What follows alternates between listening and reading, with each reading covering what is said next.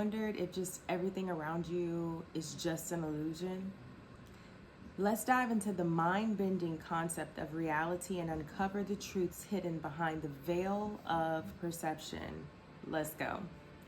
Welcome to Empress Expressions. My name is Amber and I am the Empress here, and I welcome you whether you're new or returning. Welcome. Okay, so in this video, I want to talk about perception versus reality. Okay, so let me start it off by just saying that reality, there is a reality, a collective reality, right? Now, within that collective reality, we have our individual realities. We are projecting out our own individual realities. But there is a collective reality, and that collective reality is that we are all here projecting out our reality. Okay? The same laws and principles apply to us all in this on this physical plane, in this experience, okay? But in this particular video, I want to talk about how our perception will alter our reality, what the difference is, how the perception comes to be, what influences the perception, how is it influencing upon the reality in which we live in. So we're going to get into all of that, all right?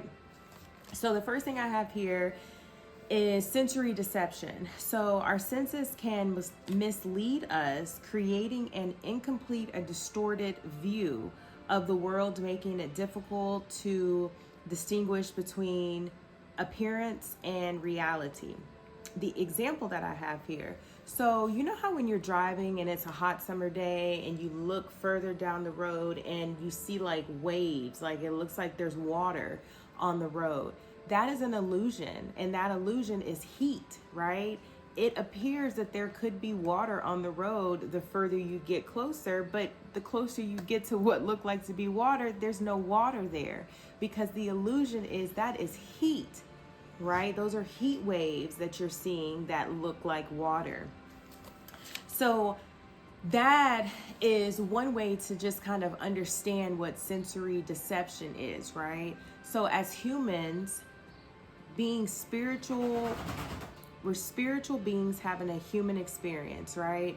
So with our human senses, as much as they are beneficial for our existence and ability to survive and thrive on this plane, our human senses can sometimes deceive us from what exactly is going on, from the unseen, okay?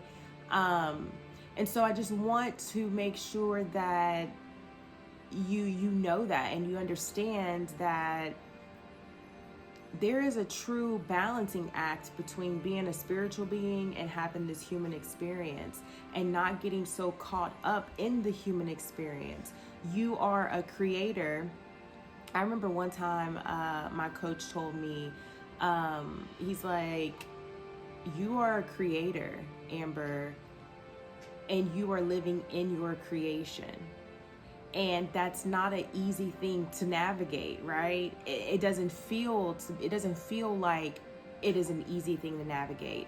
To be creating your reality, to be projecting out your experience, but then to also be the main character in it. So you're feeling all the emotions, you're feeling all the things while creating them. And so sometimes what happens is while you're in the process of creation, which is forever, while you're in the process of expansion, which is forever, you get caught up in the experience, you get caught up in the creation and forget that sometimes you're a creator.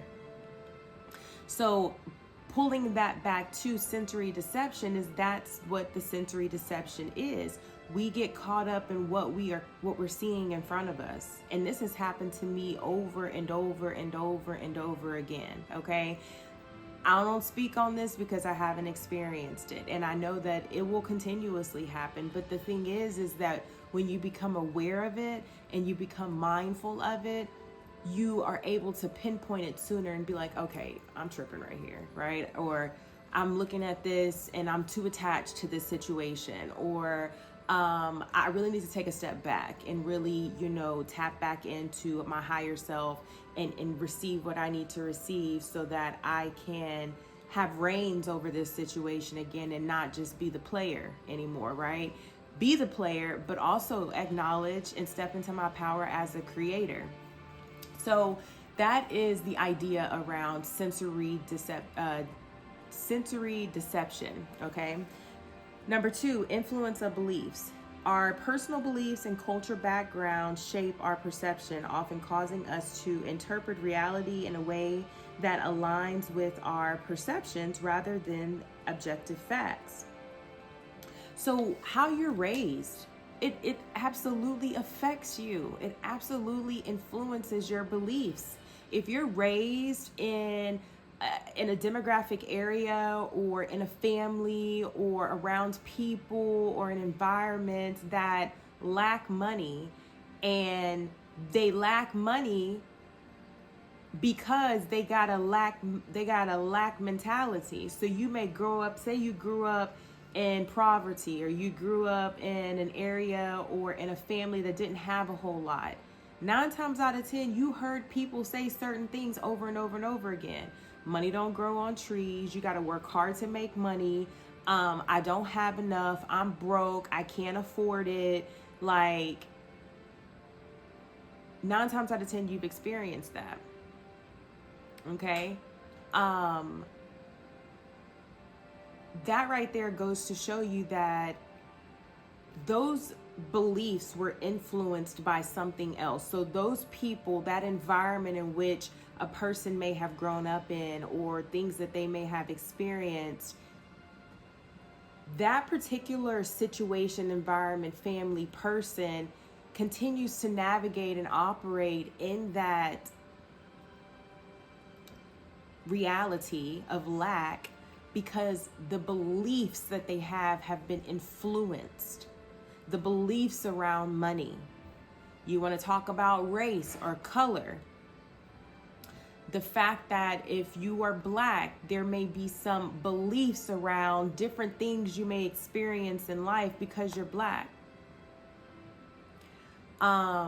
Because you're Black, or because you're brown, or because you're white, there are certain things that may happen, or certain things that we're taught to believe are true. That is an influence upon a belief, right? And that belief will create your reality. That belief will create your perception of reality. What you believe will come to fruition. Whether you consciously believe it or your subconscious is holding on to this particular belief. You can't come over here. Sorry. So think about that. Think about how in which you were raised, and then even moving out of being a child, and how influential we were, or how influential other things and things outside of us were on us as children.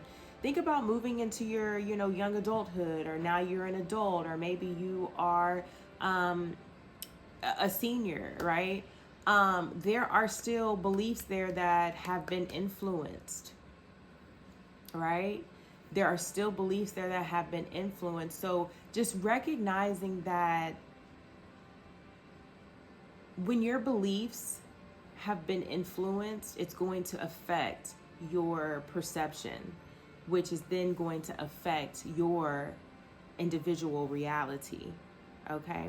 So number 3 is psychological biases. So cognitive biases and past experiences color our perceptions, leading us to see the world through a subjective lens, which can create a gap between perception and reality.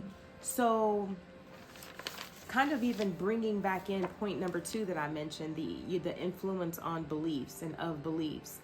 There is a gap that can be created. And that gap, that gap is really a space of untruths, okay? That's the missing piece. It's things that you believe to be true that are not true. And so you are missing truth. You're missing all the pieces that you need to create the reality in which that you want to experience. Let me read the example that I have here. So someone who's been bitten by a dog, right, might perceive all dogs as dangerous due to their past experiences, even if most dogs are friendly. So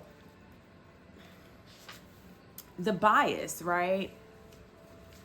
When a person is bit by a dog, say someone is bit by a dog at 14, 15 years old. Hell, you may even be 25. There is this bias that could be created from that now that person believes that all dogs will bite you. All dogs are going to bite you. All dogs are violent and aggressive, right? When in all reality, there are dogs that do not act that way and will not bite you, that want to be petted and want to be touched and want to be loved on. But there's a bias that's been created, right? So now there's a gap. There's a gap of untruth, right? There's a gap of a full-bodied experience, okay? So when it comes to perception versus reality, I'm going to just kind of wrap it all up with